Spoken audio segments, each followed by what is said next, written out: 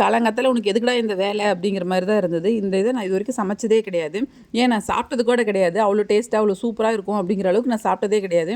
ஆனால் இன்றைக்கி இதை செஞ்சாகணும்னு சொல்லிட்டு பருப்பு உருண்டை குழம்பு தான் வைக்கலான்னு பிளான் பண்ணியிருந்தேன். துவரம்பருப்பு கடலைப்பருப்பு ஆல்ரெடி ஊற வச்சிருந்தேன்.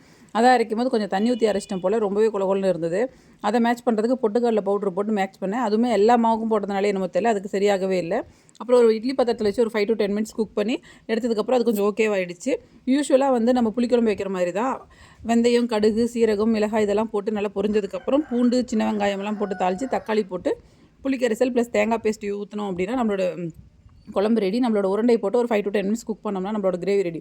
பட் ஆனால் நான் எதிர்பார்க்கவே இல்லை இந்த அளவுக்கு டேஸ்ட்டாக ஒரு குழம்பு நான் செய்வேன்னு. அவ்வளோ சூப்பராக இருந்தது. வீட்டில் யாருமே எதுவுமே சொல்லலை. நல்லா இல்லைங்கிறதுனால சொல்லலையா இல்லை சூப்பராக இருந்ததுன்னு சொல்லலையா என்னன்னு தெரியல. எனக்கு ரொம்பவே பிடிச்சிருந்தது, சூப்பராகவும் இருந்தது. கூடவே வந்து மணத்தக்காளி கீரை பொரியலும் வச்சு சாப்பிட்டேன். நிஜமாக சொல்கிறேன், அல்டிமேட்டாக இருந்தது. இவ்வளோ நல்ல குழம்பு ஏன்டா இப்படி சொதப்புறீங்கன்னு தோணுச்சு எனக்கு.